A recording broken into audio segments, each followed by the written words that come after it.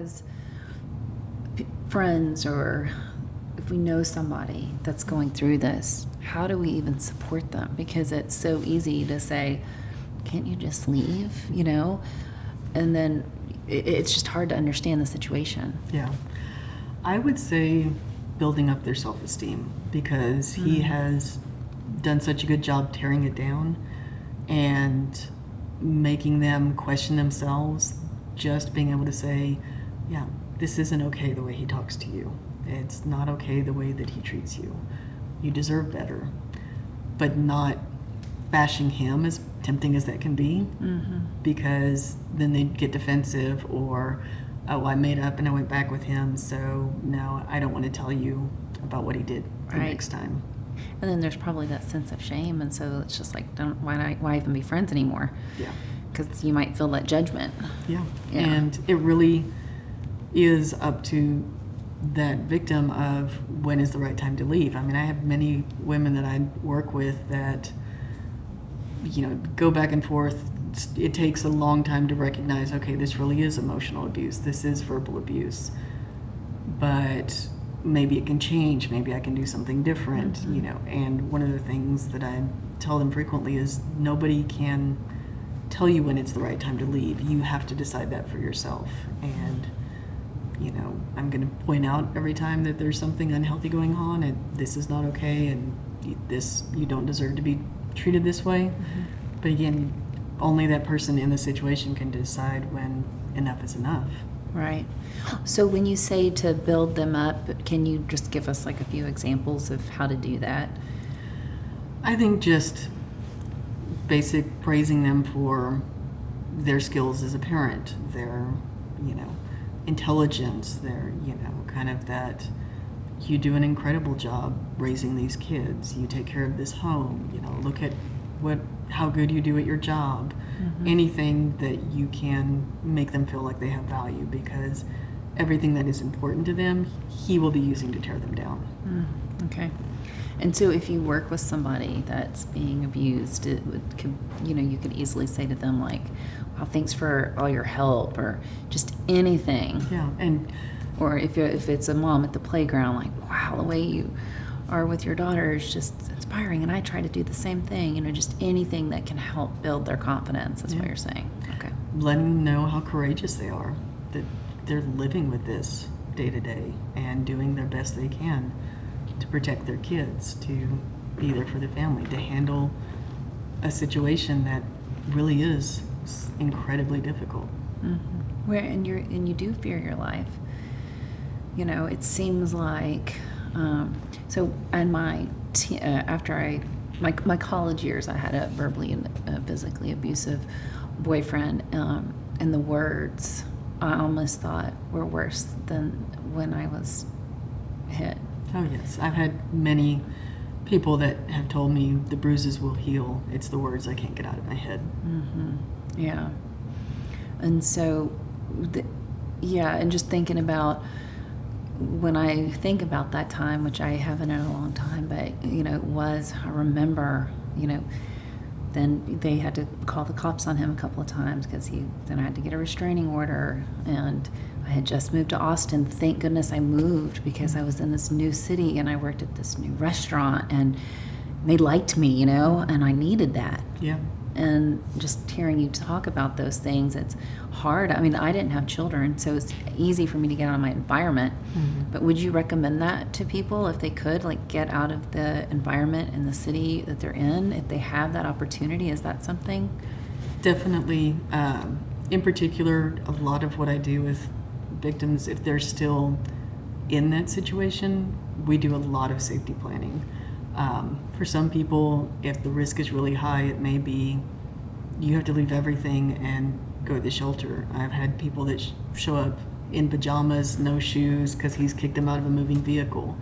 A lot of times, though, it's kind of, I'm not going to take my kids to a shelter. It's like, okay, well then let's start planning what you need to do. Let's squirrel away money. Let's put together a plan. And so they will, over 6 months, save up for a down payment on an apartment and things like that. But being able to hide their location from him, being able to block phone numbers, change phone numbers, things like that is really important, because most of the time when they leave, there's going to be some kind of stalking behavior. That he's going to show up at the door, he's going to blow up their phone, he's going to show up at the kids' school, he's going to show up at their work.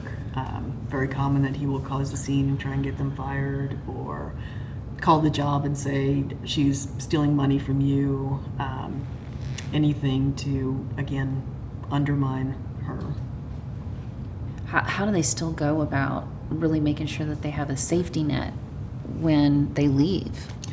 I typically find that those that, say, end up in the emergency shelter, they're so focused on just getting their life together, because they basically have 1 month to find a job, find a house, get your kids in school, get daycare set up. 1 month, get your whole life put back together. That's it. That's it. It's emergency shelter. It's short term. You're looking at 4 weeks, 6 at the most. And so again, people ask, why don't they just leave? Well, it's not that simple. How many of us can pick up whatever you've got on you and go start fresh? So for those, they tend to be so focused just on getting their life together, they don't necessarily continue with counseling at that point. A lot of the people I work with are out of the situation, and sometimes for years, but it still has an effect on them, or they keep ending up in bad relationships and finally will come in to deal with it. So sometimes I do work with people that they've just gotten out and they will continue counseling, and obviously that's the ideal, but again, it is really hard when they're trying to just put their life together and be a single parent and figure out how to do everything on their own. Mm-hmm. I would say it's easier to be a single parent if you've been in an abusive relationship, because it's kind of like, okay, you were raising 3 kids before, and one of them, when he threw a tantrum, you couldn't do anything about it. Now you've only got 2 kids and you get to make all the decisions. But it's still exhausting, and it's still potential court battles over custody, or going to court to testify if there's been charges filed, and then if it does in any way go to the even part-time custody, even every other weekend, to an abuser, thinking that your child may be in that atmosphere without you. Yeah. Or having to drop him off, and every time, an argument ensues. Is he going to actually show up to give you the kids back? Is he going to take off with them? There's so many terrifying things, that just the idea that an abuser would get visitation, some women will stay simply because that's the best way I can protect my kids, because I can't trust what he would do if he had them unsupervised for a weekend. What do you recommend? You're in College Station. Mm-hmm. Is there a general number? And I know this is like a large question, so one at a time. There's definitely 1-800 numbers, hotlines that you can call, and we'll have this posted. Okay. And that's definitely, again, just that if you want to call and talk to somebody and say, this is what I'm experiencing, is this abuse? Calling about, I'm thinking about leaving, what should I plan for? Kind of walk me through a safety plan, because there are so many things, like have a packed bag in your car ready to go if you need to leave at a moment's notice. Have your medication and important paperwork and things that your kids need on hand.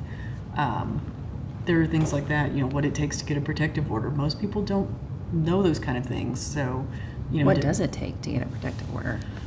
In Texas, unfortunately, it's one of those situations where something has to happen for you to get a protective order. There has to be some level of violence, whether it's trashing the house, he's actually hit you, there's been a threat that, in a text message that you can prove. Very often, like if police are called, they will do a temporary protective order for the victim, even if the victim doesn't request it. But after a couple of weeks, the victim then has to go in and request that it become a more permanent protective order. So again, you need a victim who is ready to make that step. Mm-hmm.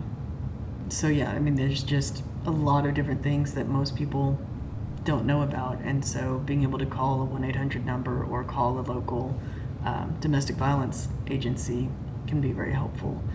I've done things like meet people, near their work, so that, we pick a location that if he saw them walking in the building, it would make sense that they would be there, or they've taken a coworker's car to meet me to come, to talk, or I've met with family members because they can't get their daughter to come in yet. She's not ready.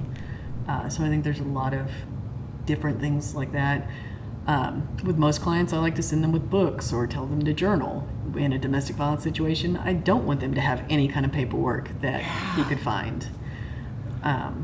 So, we've had situations where he broke into her apartment and her safety plan was sitting on the kitchen table, so he knew exactly what her plan was, and they had to start from scratch of where can you go and who do you call. And so, yeah, it's definitely difficult in being able to talk to somebody who understands it, who knows what they're talking about. Even counselors in general don't always understand domestic violence, don't understand that, if you're working with a couple and you find out that there is abuse going on, you can't continue to work with them the way that you would any other couples counseling session, because if she does open up about something he said or done, he may be very contrite in that session and then go home and punish her for saying something. Mm-hmm. So the dynamics are just very different. Mm-hmm. Sounds like it. So when you call these numbers, they can give you a list of things that they can do. Can they also direct people to a specialized therapist or counselor? Do Absolutely. They have? Okay. Money is a huge issue with this. I mean, especially if they're probably sharing the same checking account. Yeah. And so then, is that a cash option? I mean, what do they do to see therapists? Most nonprofits, domestic violence nonprofits, will offer free counseling. I mean, that was one of the nice things that, again, it didn't matter if my client had absolutely no income or, again, 6 figures. We saw everybody for free. That's amazing. That's really amazing. Wow. And there's no way to hide anything nowadays because of the phone. Yeah. And do you ever recommend, just thinking about that and what you said about the woman who put the list, her backup plan on the table, and he came in and broke the home, do you ever recommend friends or family holding that list for them, or is that too dangerous? I definitely recommend things like have a friend hold on to your to-go bag, or if you're putting away money, let somebody hold on to that if you can't open up a separate checking account without him knowing, or get a P.O. box that your mail can go to that, he won't see it. When it comes to you're going to leave and stay with somebody else, it definitely becomes a question of, does he know where that person lives? Are they in a gated community or on land that, he can't drive up to the house, or is he going to be able to show up at their front door looking for you? Because very often the victims in domestic violence situations are the family members. Years ago in College Station, we had a young woman that was killed by her boyfriend, and when the boyfriend showed up, he killed her twin brother, who was basically trying to stand between them, and then killed her.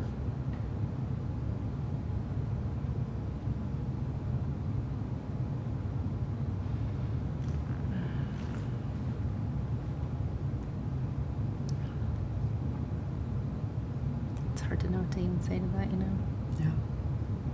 Even if you look at better intervention programs and their success rates, it is really low. I mean, it really comes down to this person feels entitled. It's kind of, I can eat food in my car and throw the trash in the back and, mess it up and whatever. I still expect my car to be out there when I go out to drive it in the morning. Mm-hmm. And if somebody's taken my car, I'm going to be really upset. Well, that's how they see their spouse. This is my property and I can treat them how I want. And if one day she's not here, that's a problem. Mm-hmm. Yeah. So there's almost zero chance you can change the abuser. Yeah. Usually because they don't really see the need to change. They don't, and with anyone in counseling, if they don't have a desire to change, the counselor can't make it happen. Mm-hmm. And so it's really rare, unfortunately, that an abuser honestly will look at themselves, see that they are the problem, and be willing to take responsibility. People don't recognize, including court systems, don't recognize the impact that domestic violence has on children. Higher rates of children ending up in the juvenile justice system if they grow up into witnessing domestic violence, higher chances that they will end up in an abusive situation, either as a victim or an abuser. We found that the younger a child is when they're exposed to domestic violence, the bigger the impact on them. So it's not even, oh, the 1-year-old doesn't really know what's going on, they're in the crib, they don't really understand. No, their brain is still developing. They're having the most significant impacts of any of the kids. Yeah. I believe that. Well, you've just, the amount of information and just I just have such a greater understanding now after we've talked and everything you've said. And so I personally thank you because, I'm going to know of somebody right now that, you'd do anything for him to leave. Yeah. But that's not up to us. And so knowing now that all you can do is be supportive and try and boost up their confidence is. And I think sometimes too, I see like employers who are, when an employer is supportive and basically doesn't let the abuser manipulate, get them to lose their job, because sometimes it is, your boyfriend keeps coming up here, causing a scene, you're fired, we don't want this at our business. If instead they're supportive and saying, we'll get a no trespassing order, you can be safe at your work, being able to be a support for this person, even if they're not ready to go. Will then he allow them, though, to keep going? You can't, it makes it easier because she's not the bad guy, and it's kind of that, well, we need an income, I have to keep going, I'm sorry you caused a scene and my boss doesn't like you, but, it makes it easier for her to continue going to work, even if he doesn't like it, if she's not the one doing it. Same thing with protective orders or pressing charges. Our victims advocates will very frequently say, if you want to come up here and sign papers saying that you don't want to press charges, absolutely, I will have it ready for you. Come on up here and sign it. We're going to pick up the charges, but if this makes him leave you alone and you can tell him, I signed the paperwork, I told them, I don't want to press charges, I don't want to pursue this, I did everything you asked. They're like, please come up and sign it. We do not have a problem because the state will pick up those charges. Okay. That's really good to know. So for our viewers that might be in a domestic violence relationship right now, are there just the very top of the top 5 list of things that you could give to them, or if there's more that you could say to them, these are the steps that you could take in order to start getting help? Can you let them know that is? I would say some basic things are just looking honestly at, look at a power and control wheel. A lot of times I've had people like, I just want you to highlight the things that are going on in your relationship. And, every relationship has some negative qualities. So, not a big surprise if you have 2 or 3 of these, but why don't you highlight how many of these do you have, and kind of being honest. And, so just doing basic research on what is considered verbal abuse, what is emotional abuse, kind of opening your eyes to, is this going on? Recognizing that as much as you think that you're keeping it from the children and they're not being affected, they are. Again, I'd say, if you think there's even the possibility that you're in an abusive situation, calling the 1-800 Domestic Violence Hotline. If you know for certain you're in a domestic violence situation, I would absolutely recommend contact either a local agency or a 1-800 hotline. Discuss a safety plan before you leave. Talk with somebody about, let's figure out how dangerous this is.